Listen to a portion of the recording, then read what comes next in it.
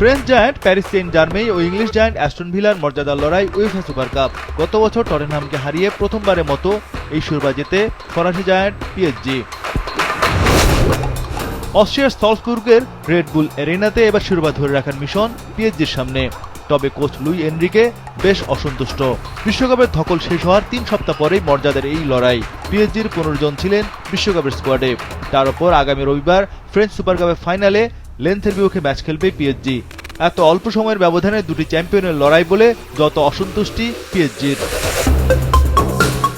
দল হিসাবে ফরাসি জায়ান্টরা তুলনামূলকভাবে এগিয়ে রয়েছে। ব্যালন ডি'র জয়ী ওসমান দেম্বেলে সঙ্গে বিশ্বকাপ জয়ী স্প্যানিশ তারকা ফাবিয়ান রুইজ ফিরেছেন অনুশীলনে। তবে জর্জিয়া বিশ্বকাপে ছিল না বলে পিএসজি তারকা খাভিচা কাভারাৎসখেলিয়া লম্বা সময় ধরে অনুশীলনের সুযোগ পেয়েছেন।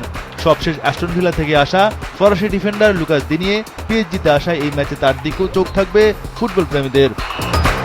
সঠিক প্যাড আর সঠিক তথ্য দিয়ে এসব সামলে নিব এক হয়ে মোনালিসা স্যানিটারি ন্যাপকিন। এদিকে ১৯৮২ সালের পর প্রথমবারের মতো উয়েফা সুপার কাপ জয়ের হাতছানি অ্যাস্টন ভিলার সামনে।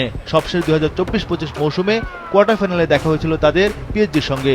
সেবার দ্বিতীয় লেগ জিতল ২ লেগ মিলে পিএসজির কাছে হার মানে ইংলিশ জায়ান্টরা।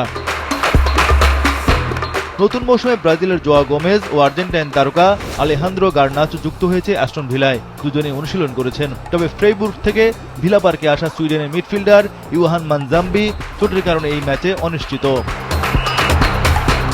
পিএসজির দল হিসাবে এগিয়ে থাকলেও উনাই এমেরির অ্যাস্টন ভিলা ছেড়ে কথা বলবে না। পিএসজির সাবেক কোচ এমেরি ২০২২ সাল থেকে ভিলা পার্কে রয়েছেন। ফরাসিদের ফুটবল কৌশল তার অজানা নয়। সেই অভিজ্ঞতা কাজে লাগিয়ে বাজিমাত করতে মুখিয়ে রয়েছেন এই স্প্যানিশ কোচ।